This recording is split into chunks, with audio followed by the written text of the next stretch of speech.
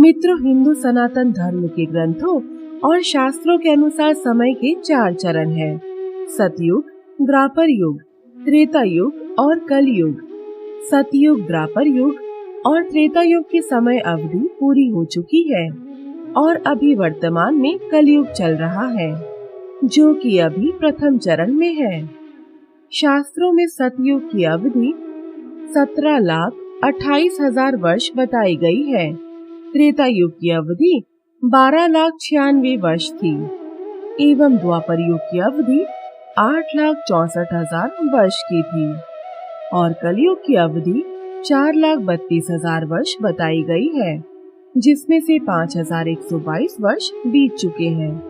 चारों युगों में मनुष्य के पुण्य कर्मों की ही प्रधानता बताई गई है, परंतु कलयुग में मनुष्य सत्य कर्मों की बजाय पाप कर्म ही कर रहा है, जो कि आगे चलकर और अधिक हो जाएंगे। आप सभी का बहुत बहुत स्वागत है हमारे चैनल ज्ञान और वैराग्य में। आज की इस वीडियो में हम आपको बताने वाले हैं कि कलयुग का अंत आते आते कैसी हरकतें करने लगेंगे लोग। सतयुग, द्वापर युग और त्रेता युग में पुण्य कर्मों की प्रधानता थी एवं पाप कर्म करने से मनुष्य डरता था, क्योंकि उसे यह ज्ञात था कि उसके द्वारा किए गए अच्छे या बुरे कर्मों का फल उसे इस जन्म में नहीं तो अगले जन्म में भोगना ही होगा। परंतु कलयुग में मनुष्य पाप कर्म करने से बिल्कुल भी नहीं डरता। वह यह जानता है कि उसे उसकी कर्मों का फल भोगना ही है, फिर भी वह अपने फायदे के अनुसार कर्म करता है। कलयुग के प्रारंभिक चरण में ही मनुष्य लोभ, मोह, माया, काम और क्रोध में इतना अधिक लिप्त हो चुका है कि उसे धर्म करने का बोध ही नहीं रहा। मनुष्य के भीतर अहम आ गया है। वह स्वयं के अतिरिक्त किसी और को कुछ भी नहीं समझता, चाहे वह उसका गुरु हो या पिता। वह अपने अहम के कारण उनका अनादर करने से भी पीछे नहीं कतराता। कलयुग जैसे जैसे आगे बढ़ता जाएगा, वैसे वैसे इसका प्रभाव मनुष्य के ऊपर दिखने लगेगा।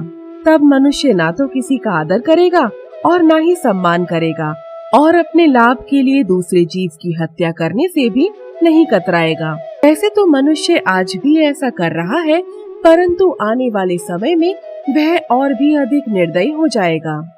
दोस्तों, कलयुग के प्रारंभ में ही मनुष्य अपने से बड़ों का आदर करना भूल गया है। उनके द्वारा बताई गई ज्ञान की बातें उन्हें बेकार लगती हैं एवं खुद के ज्ञान को सर्वश्रेष्ठ मानता है।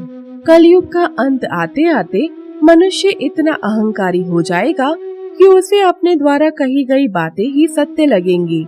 वह अपने अतिरिक्त किसी और की बात ना ही तो सुनेगा और ना ही मानेगा, जिसके कारण पूरी पृथ्वी में अशांति और अराजकता फैल जाएगी।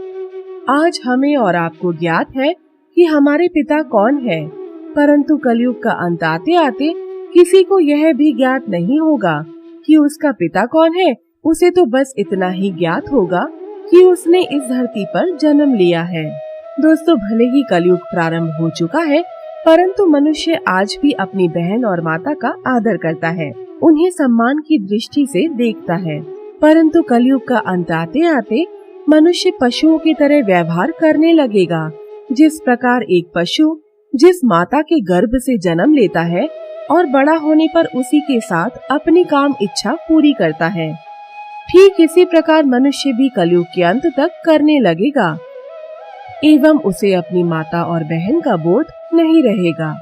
कलयुग के बढ़ते प्रभाव के कारण मनुष्य मात्र एक रोटी के लिए मरने और मारने पर उतारू हो जाएगा, क्योंकि तब तक यह पृथ्वी उपजाऊ नहीं रहेगी और कम अन्न होने के कारण से चारों ओर भूखमरी फैल जाएगी। पुराणों में यह बताया गया है कि सतयुग में मनुष्य की आयु 1,00,000 वर्ष होती थी एवं उसकी लंबाई 32 फीट के करीब थी।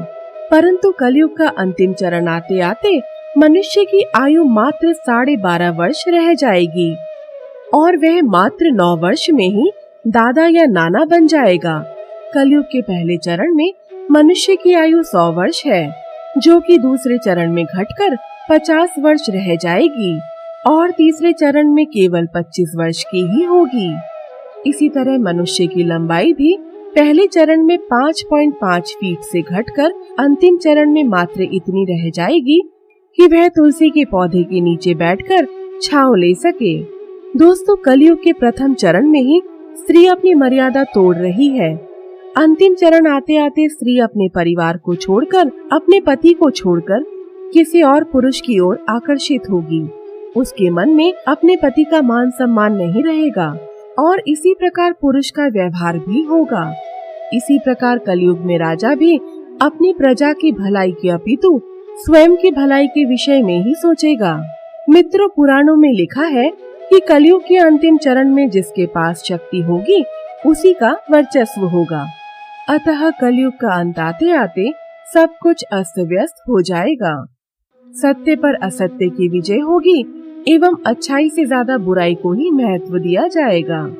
तो आज के लिए इतना ही। आशा करती हूँ आपको हमारी आज की यह वीडियो पसंद आई होगी और आप सभी से निवेदन है कि अगर आपको हमारी यह वीडियो पसंद आई हो तो उसे लाइक और शेयर जरूर करें और हाँ, जाने से पहले हमारे चैनल को सब्सक्राइब भी कर दें। तो मिलते हैं अगली वीडियो में, तब तक के लिए नमस्कार।